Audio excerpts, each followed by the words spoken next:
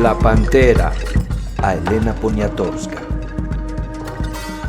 Ninguna de las magias que atravesaron mi niñez puede equipararse con su aparición. Nada de lo hasta entonces concebido logró confundir tan soberbiamente refinamiento y fiereza. En las noches siguientes imploré divertido, al final impaciente, casi con lágrimas, su presencia. Mi madre repetía que de tanto jugar a los bandidos acabaría por soñarlos. En efecto, al término de unas vacaciones la persecución y la infamia, el coraje y la sangre frecuentaron mis noches. En esa época ir al cine se reducía a disfrutar una sola película con ligeras variantes de función en función. El tema invariable lo proporcionaba la ofensiva aliada contra las huestes del Eje. Una tarde de programa triple en que con indecible deleite vimos llover obuses sobre un fantasmagórico Berlín, donde edificios, vehículos, templos, rostros y palacios se diluían en una inmensa vertiente de fuego, épicos juramentos de amor, penumbra de refugios antiaéreos en un Londres de obeliscos rotos y grandes inmuebles sin fachada, y el mechón de Veronica Lake resistiendo impasible la metralla nipona mientras un grupo de soldados heridos era evacuado de un rocoso islote del Pacífico. Consiguió que por la noche el fragor de las balas se internara en mi cuarto y que una multitud de cuerpos despedazados y cráneos de enfermeras me lanzaran sobresaltado a buscar amparo en la habitación de mis hermanos mayores. Con plena conciencia de sus riesgos inventé juegos artificiosos que a nadie divertían.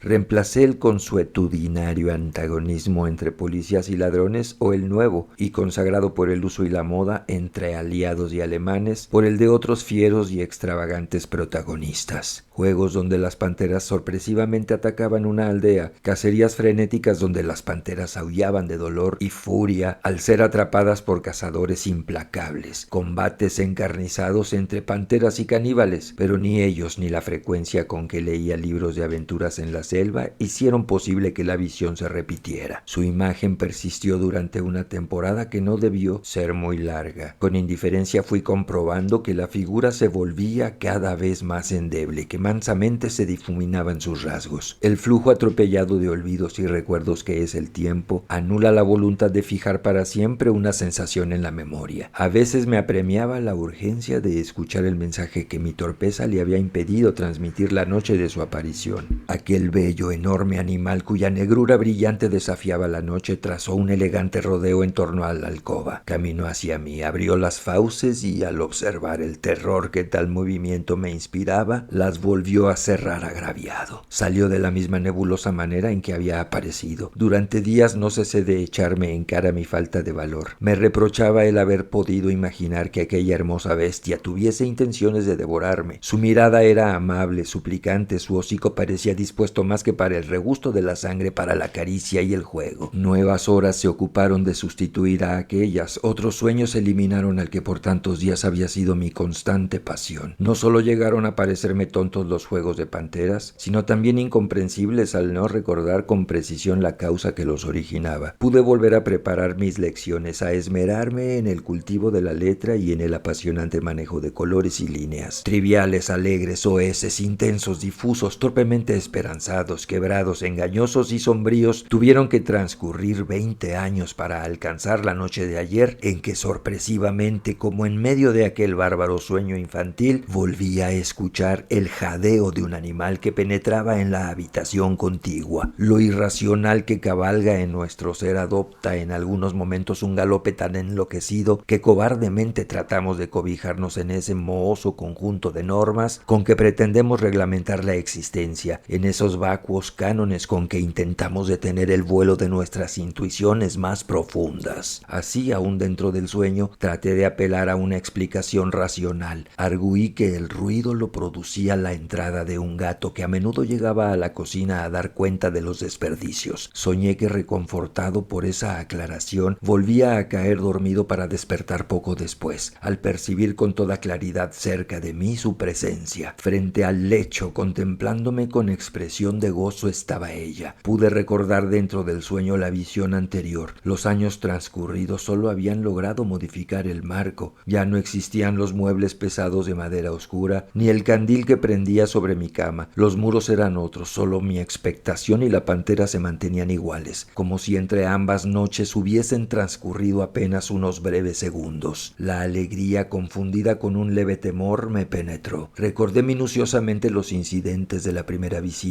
y atentado y azorado permanecía en espera de su mensaje. Ninguna prisa atenazaba al animal. Se paseó frente a mí con paso lánguido, describiendo pequeños círculos. Luego, con un breve salto, alcanzó la chimenea, removió las cenizas con las garras delanteras y volvió al centro de la habitación. Me observó con fijeza, abrió las fauces y al fin se decidió a hablar. Todo lo que pudiera decir sobre la felicidad conocida en ese momento no haría sino empobrecerla. Mi destino se develaba de manera clarísima en las palabras de esa oscura divinidad. El sentimiento de júbilo alcanzó un grado de perfección intolerable. Imposible encontrarle parangón. Nada, ni siquiera uno de esos contados efímeros instantes en que al conocer la dicha presentimos la eternidad, me produjo el efecto logrado por el mensaje. La emoción me hizo despertar, la visión desapareció. No obstante, permanecían vivas como grabadas en hierro aquellas proféticas palabras que inmediatamente escribí en una página hallada sobre el escritorio. Al volver a la cama entre sueños, no podía dejar de saber que un enigma quedaba descifrado, el verdadero enigma, y que los obstáculos que habían hecho de mis días un tiempo sin horizontes se derrumbaban vencidos. Sonó el despertador. Contemplé con regocijo la página en que estaban inscritas aquellas 12 palabras esclarecedoras. Dar un salto y leerlas hubiera sido el recurso más fácil. Tal inmediatez me parecía poco acorde con la solemnidad de la ocasión.